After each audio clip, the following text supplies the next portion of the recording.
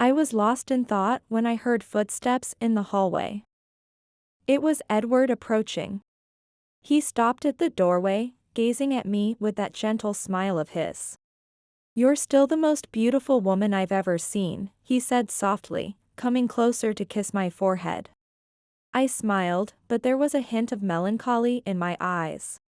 Edward's words were comforting, but I couldn't help thinking about the years and experiences that separated us, despite the love we shared. Edward noticed my distant look and sat beside me, taking my hands in his. He asked me, concern in his voice, what I was thinking about. I hesitated before speaking, like a ship cautiously navigating unfamiliar waters.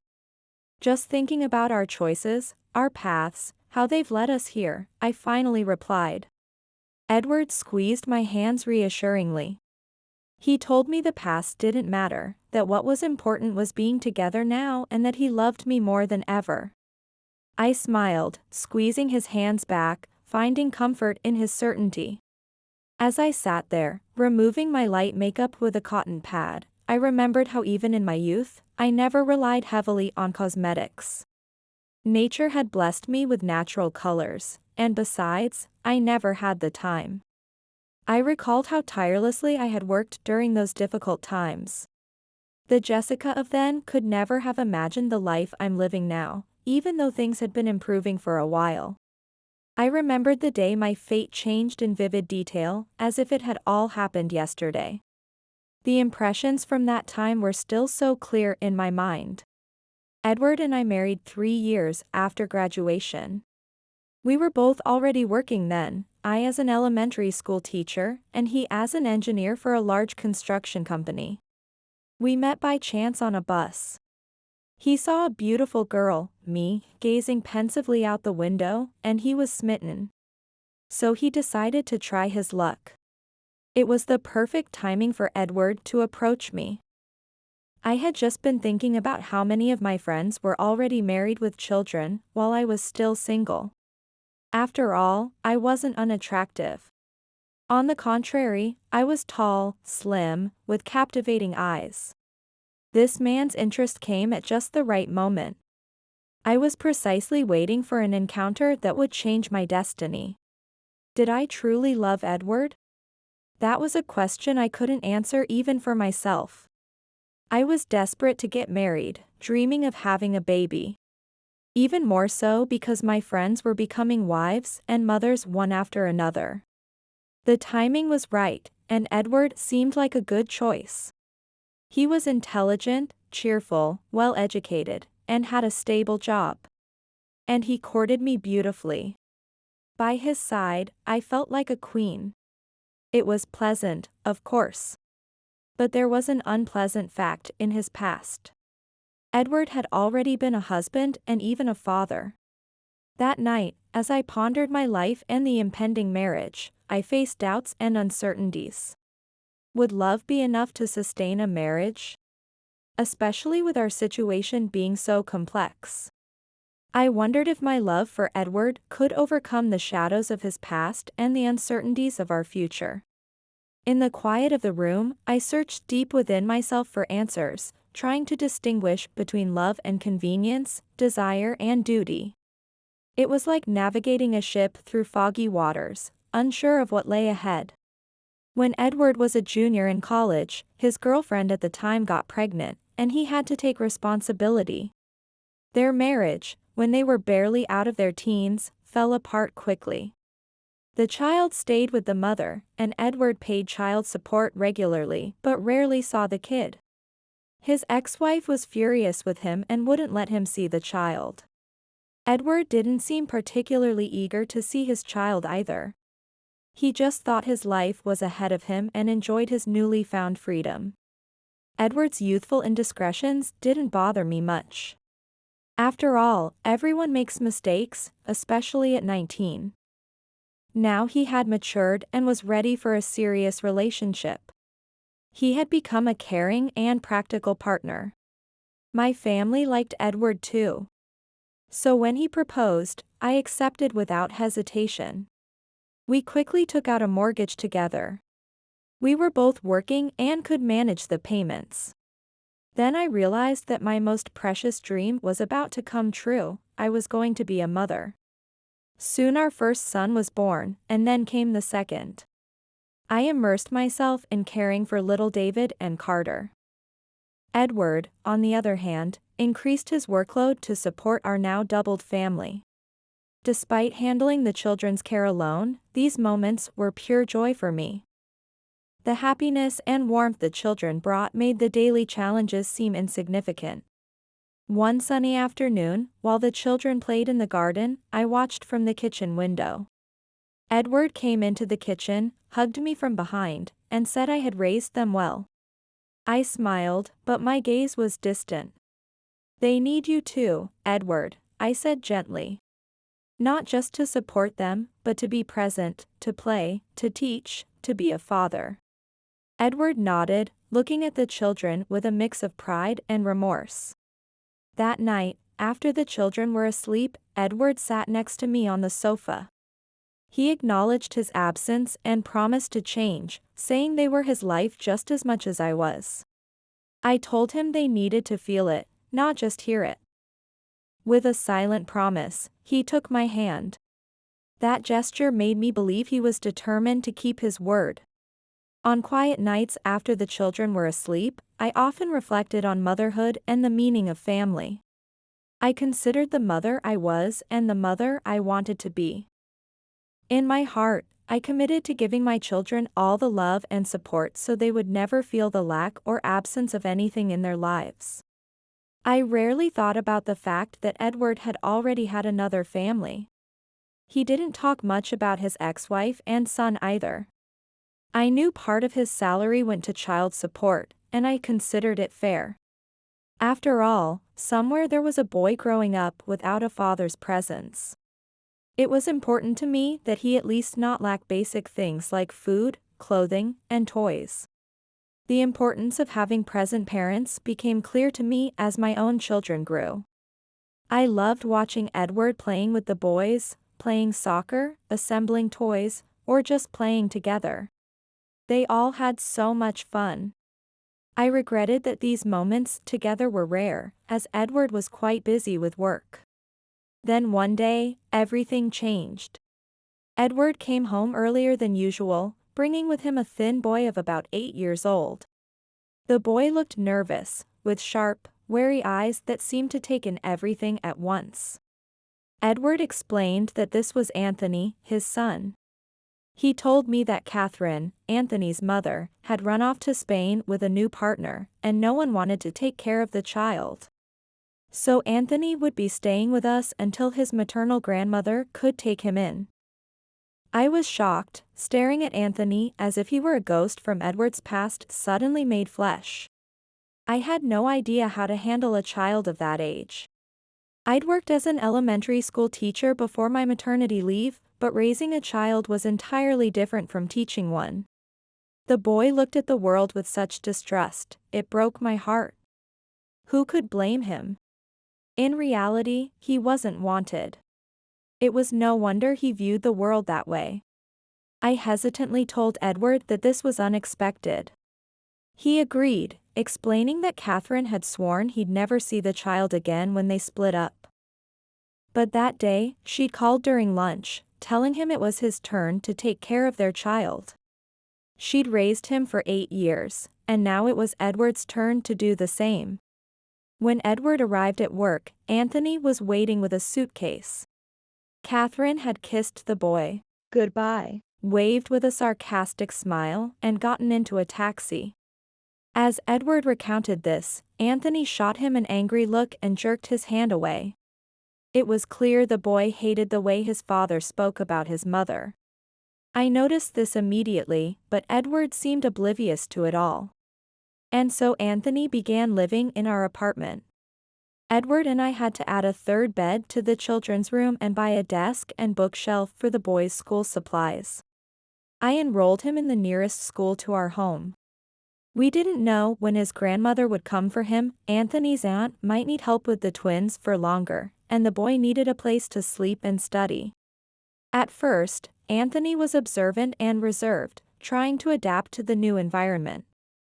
But soon, he began to reveal his true nature. One afternoon, I observed Anthony sitting alone in the park. His gaze, as he watched other children play, seemed to yearn for companionship but simultaneously maintained a distance, as if he was used to being an outsider. I tried to approach him, to start a conversation, but Anthony only gave monosyllabic answers. My frustration grew. I wanted to help, but how could I reach someone who had built so many walls? Later, while preparing dinner, I asked Edward if he'd noticed Anthony's difficulty in socializing. Edward paused, his expression serious, and admitted that he had. I suggested that maybe therapy was needed, but Edward hesitated. He feared it might make Anthony feel even more isolated, as if there was something wrong with him. I nodded, understanding his concerns, but worried about the boy's future. As the days passed, I began to grasp the complexity of the situation. I observed Anthony from afar, noting his cautious reactions and efforts to adjust to an unfamiliar environment. I pondered the boy's feelings and thoughts, his past experiences, and how those experiences were shaping his current actions. As I contemplated these issues, I committed to approaching Anthony with understanding, hoping to find a way to reach him. With my background in developmental psychology, I was surprised by the situation. Anthony resisted listening to me and responded rudely to any request. I understood that he was stressed about being with unfamiliar people, and I felt sorry for him. But as time went on, Anthony became increasingly defiant and uninhibited. David and Carter tried to approach their older brother, but they often received hits and pushes instead of the attention they desired. Anthony even hit Carter for taking something of his without asking. He would also take his brother's toys without remorse, often returning them broken. About a month after the change, Anthony began intentionally damaging things in the house. At first, I thought it was just childish clumsiness, but one day I caught Anthony throwing the TV onto the floor. Surprised at being observed, he pretended it was an accident. Besides the TV, he had already broken dishes, cell phones, and various toys. Anthony also showed little interest in studying. As a teacher, I quickly noticed his educational gaps. He read worse than 3-year-old David, didn't know basic grammar rules, counted on his fingers, and didn't know the multiplication table. His report card was full of low grades and negative comments. I tried to help, but faced resistance. Exhausted, I often gave up, leaving Anthony with unfinished homework. I knew the boy was intelligent, but with such behavior, it was hard to predict a successful future. I didn't know how to change this situation. To make matters worse, Anthony had health issues like mild myopia and nervous and cardiac tics, but had never been evaluated by specialists. I took responsibility for his treatment, which required a lot of time and effort. Especially when he misbehaved in public, I often felt embarrassed by his antics and faced judgment from others, criticizing my inability to educate the child. Sometimes, I wanted to say Anthony had come with these problems, but I considered that a very mean act on my part. The only person Anthony truly obeyed was his father, Edward. Just one glance from him was enough to calm the boy's rebellious behavior. Contrary to his promise, Edward became increasingly absorbed in work, rarely appearing at home, leaving the responsibility of 3 children entirely to me. "This is all Catherine's fault," he would often say. He claimed she never cared about Anthony's education or behavior, only thinking about herself. Anthony often overheard these conversations, and I could sense how much they hurt him.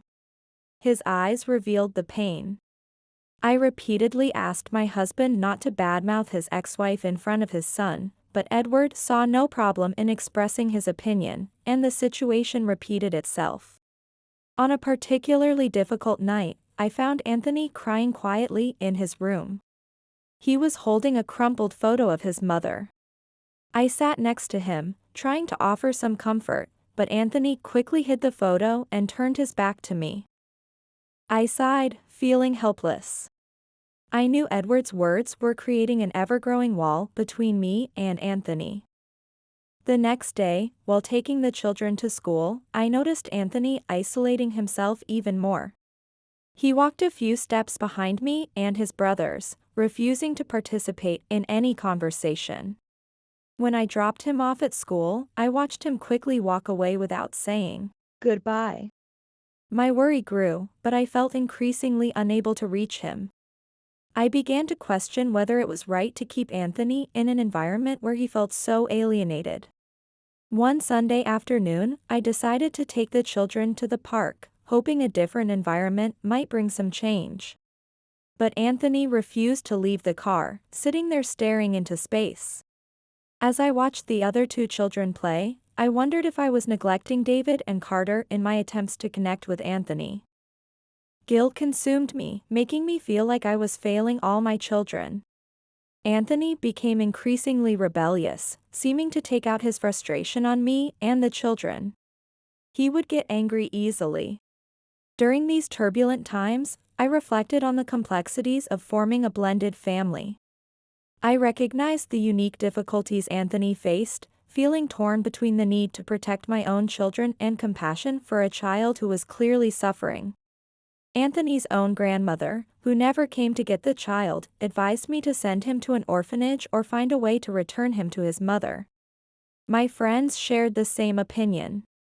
I myself was on the verge of collapse, exhausted by the time and energy devoted to a child who responded with ingratitude and hostility.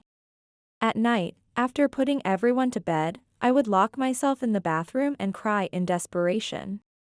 I was tired and disillusioned, reluctant to deal with a child who wasn't my own.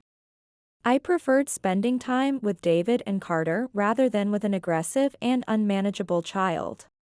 Several times, I thought about sending him to an orphanage, hoping his mother would appear or his grandmother would do something. But I knew sending a child to an orphanage when he had living parents would be inhumane. I decided to endure a little longer, hoping that Anthony's mother would return for him. However, Catherine showed no sign of hurrying back, and Edward soon became even more absent, making it difficult for me to manage a troubled child. Edward worked late, often returning home close to midnight. Many times, he'd immediately take a shower and then focus on his phone, not even eating dinner, claiming he'd eaten at work. I wanted to talk to my husband about my difficulties, but he had no patience to listen. "Why are you complaining?" he'd ask. "You get to stay at home. You don't need to work. You don't have financial problems. You just need to take care of the kids. You're a teacher, aren't you? Don't you know how to handle children?" Edward's criticisms became more frequent. He began criticizing the messy house, noisy children, unprepared dinner, and even my appearance, saying I'd gotten fat and no longer took care of myself.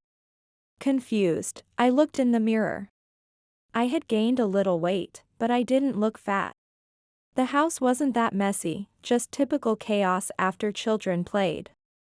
The constant criticism became the norm, and I began to feel inadequate as a mother and housewife.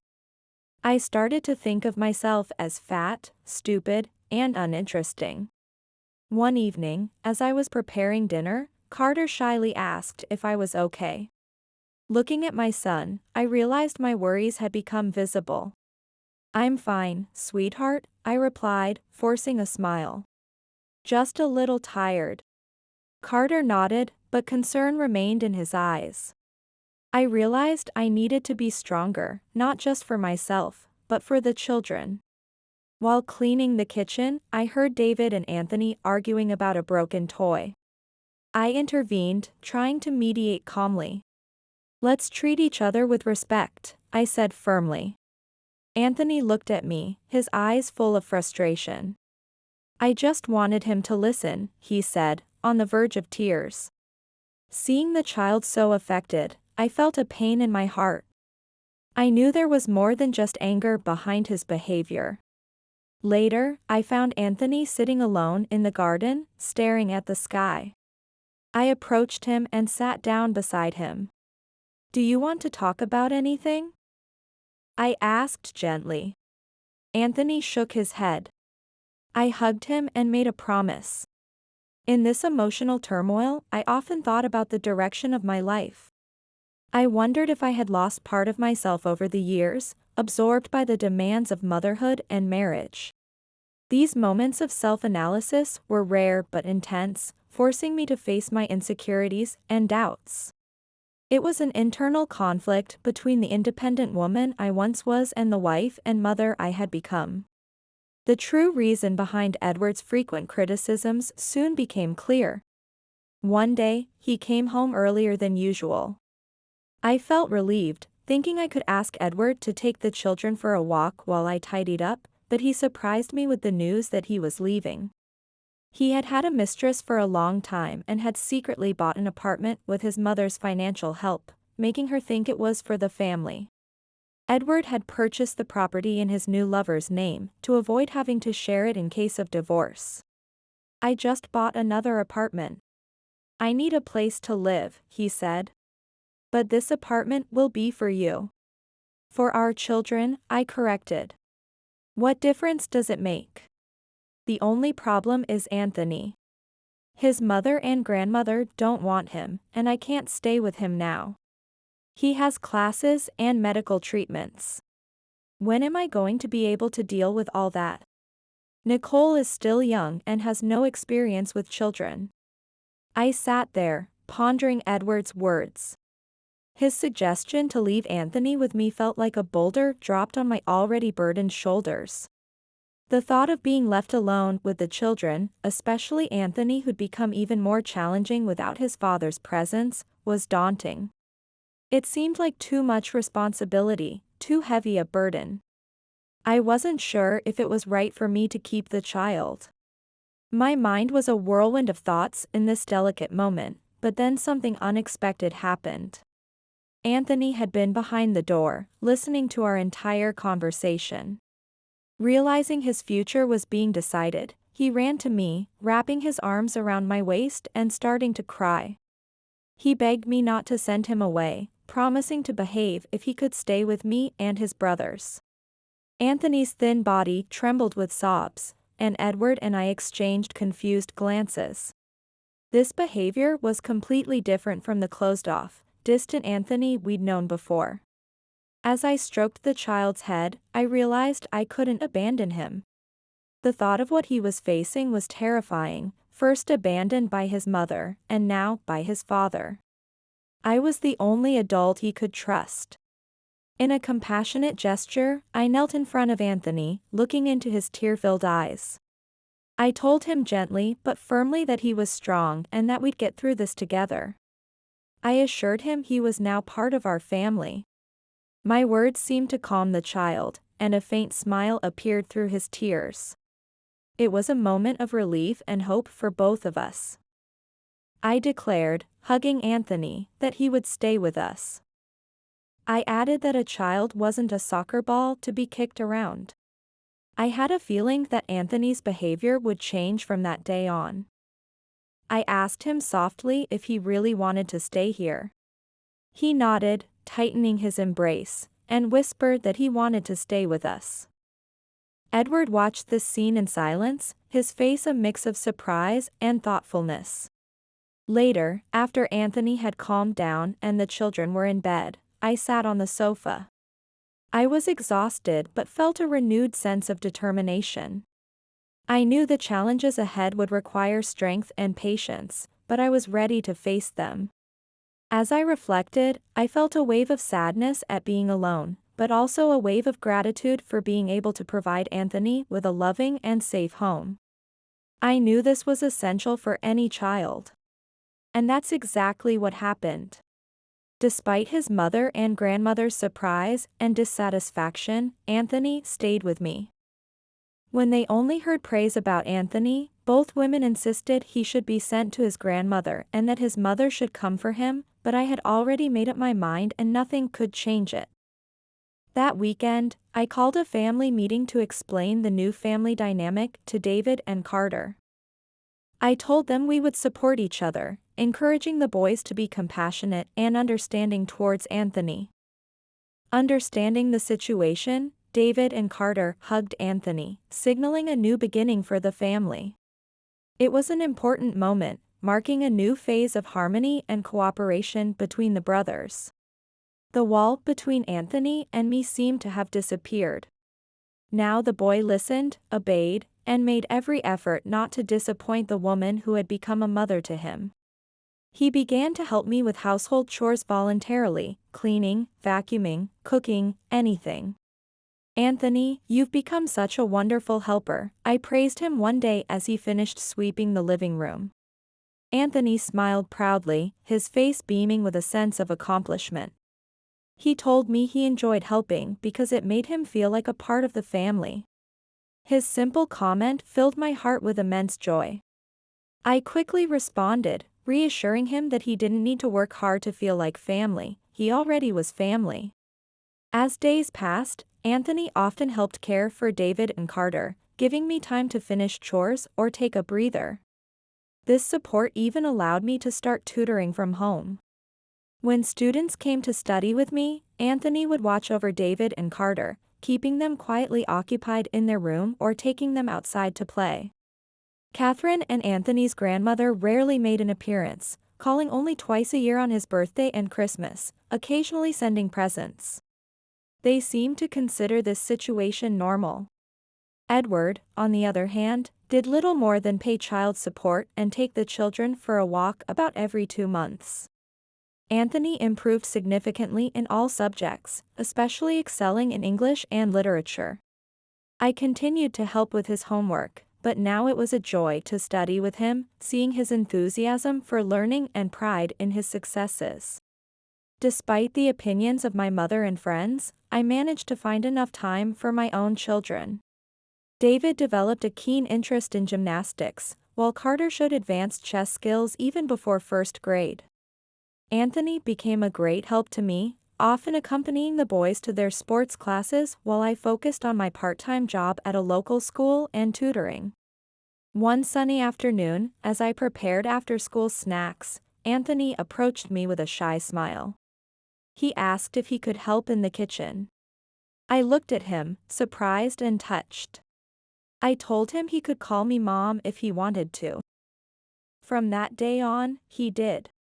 Together, we prepared healthy snacks, sharing laughter and light conversation. It was a simple yet profound moment, strengthening the growing family bond. People often praised my children, commenting on how lucky I was and how talented, hardworking, and intelligent all 3 boys were. But only I knew the effort it took to get to this point. One evening, I was relaxing with a book, a rare treat that I cherished. Anthony returned from soccer practice, had his snack, and sat next to me. He asked what I was reading. I explained it was a story about a man facing inner conflict after making a difficult decision. Anthony, intrigued, asked if I could read it aloud. I read an entire chapter for him, watching as he listened intently, absorbing every word. Then he asked, thoughtfully, if he could ever write stories like that. I set the book aside and looked at him encouragingly. I assured him that with his wonderful imagination and passion for words, he certainly could. My words seemed to ignite a spark of enthusiasm and determination in his eyes. "That's amazing," he said, clearly impressed. "Can I try reading it too?" I smiled, warning him it might be a bit complex, but he insisted he liked it. From then on, Anthony devoured book after book. One night, as he flipped through a classic novel, he confessed that sometimes he felt like he became the characters in these books, facing adventures and challenges. I smiled, touched by the boy's rich imagination. I explained that this was the power of a good story, it could transport you to new and exciting worlds. As Anthony immersed himself in reading, I watched proudly. Seeing the boy engrossed in the pages of books filled my heart with joy. I knew these moments of reading not only nurtured his imagination but also provided a refuge, a place where he could explore different worlds and experiences. As Anthony turned each page, I watched him grow not just in knowledge, but in confidence too. His interests expanded to classics from US, Mexico, and beyond. We'd spend hours discussing the books we read together, debating, laughing, and marveling at the stories. These conversations became a joy for both of us. I was amazed at Anthony's sensitivity to works usually reserved for advanced courses. One day, with a touch of shyness, Anthony showed me a notebook filled with stories he'd been secretly writing. He explained he wanted to see if he could create worlds like the ones he read about. As he handed me the notebook, he asked for my honest opinion. I opened it, touched by his trust and humility. I promised to read it with love and care. Anthony's first works were a bit clumsy, lacking in style and logic, with superficial character development. But there was clear potential there. I saw it and sincerely praised the child's creations. He sighed with relief, fearing criticism. Knowing about a literary club called the Writers' Union, I even took the notebook to the school's literature teacher. I wanted to support Anthony, seeing his obvious talent and believing in developing his abilities. The teacher smiled, dismissing it as sweet childish fancy. She asked if I knew how many young geniuses she'd seen, all losing interest once they realized writing stories required effort.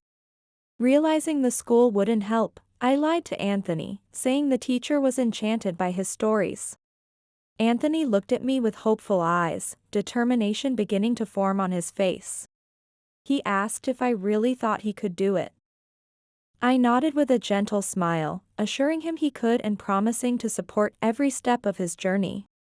Encouraged by my words, Anthony tackled his next story with renewed enthusiasm. I actually visited the city's Writers' Union with Anthony's thick notebook, filled with his messy childish handwriting. There, Anthony's works were evaluated, and he was invited to classes. In his first Writers' Union class, Anthony was visibly nervous, but his eyes shone with passion for writing.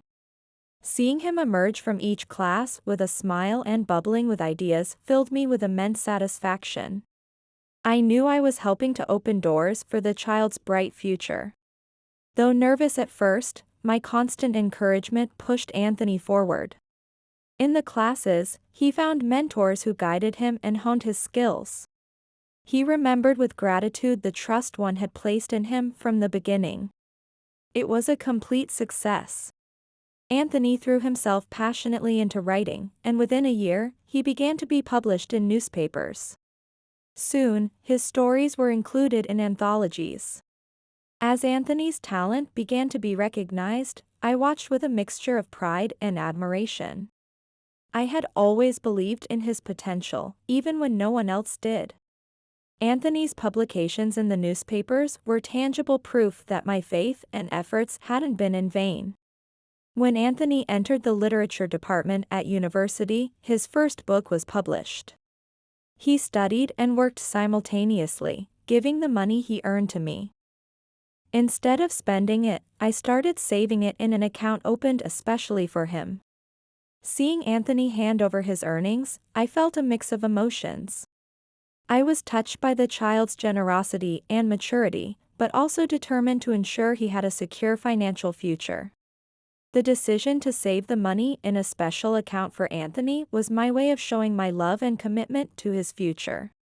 Catherine, Anthony's mother, returned from Spain after failing to build a happy personal life abroad.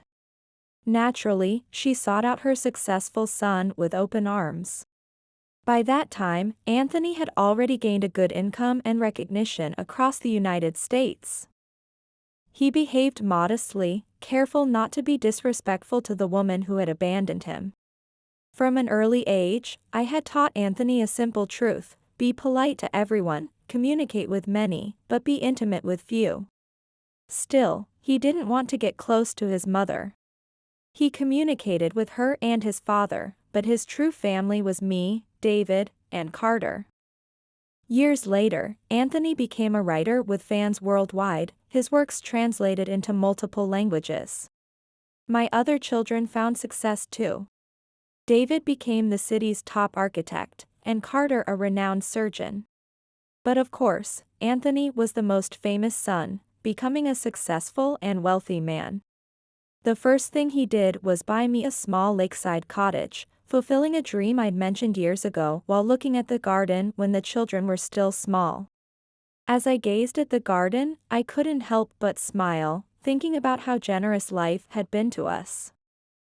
Anthony took my hand as we walked in the garden, telling me that none of this would have been possible without me. He said I had given him the power to make his dreams come true. I looked at him, my eyes shining with tears of pride. I told him he had exceeded all expectations and was proof that love and dedication could change lives. Anthony confessed he wanted his children to have a grandmother like me nearby. I took his hand affectionately, my eyes filled with gratitude. I told him he would always be my son and that I believed true family was made of love and support, not just blood ties. Anthony continued, his voice choked with emotion, saying that even when the world doubted him, I had taught him how to believe in himself. He called me the true heroine of the story. I hugged Anthony, fighting back tears, and told him it was his courage and determination that had made all this possible. I could barely contain my tears of joy and gratitude. I thought about how fortunate it was that I had controlled myself back then and not rejected the unwanted little boy. I marveled at how that simple choice on that day had shaped our destinies so incredibly. Sometimes, the best stories are the ones we could never have predicted. It would have been hard to imagine what could happen back then, but I certainly hadn't expected this. At a family dinner, I looked at my children and said that Anthony's journey was a gift to all of us. I told them they had all shown that true success comes from the heart and perseverance. The brothers nodded, exchanging smiles of recognition and affection. Now, I sat in front of the mirror, removing my makeup after a wonderful night where Anthony had received another prestigious literary award. I was so proud of my child. My mind wandered to the early days when Anthony was still a shy and dreamy child, and no one believed in his potential. On stage, holding the award, Anthony looked at the audience and began his speech. He dedicated the award to me, the woman who had taken him in, taught him, and inspired him. He said I had shown him that unconditional love could create miracles. He called me the guiding star of his life, the force behind his success. I discreetly wiped away a tear. I remembered the teacher who had dismissed Anthony's early writings as just sweet childish fancy, but I had seen the fire of imagination in him. And now, I thought with a smile, look where that sweet childish fancy had led us. Before, people had called him strange and suggested sending him to his grandmother, mother, father, or even an orphanage. Now those same people were proud to know him. Anthony continued his speech, saying that every word he wrote, every story he created, carried a piece of the wisdom and love I had given him. He said I had transformed his life and shown him the true meaning of family. I felt my heart overflowing with love and gratitude, realizing the depth of the impact I had on Anthony. It always made me a little embarrassed, but also happy. I had wonderful children. That night, back at the cottage, I reflected on my journey with Anthony. Success hadn't come easy, but it had been worth it. So very worth it. I smiled, thinking about how love and patience can transform lives and create incredible stories. Every tear, every smile, every moment was worth it, I whispered to myself before going to bed. True family is built with love and compassion. And with that certainty, I fell asleep, dreaming of the many stories yet to be written in our lives.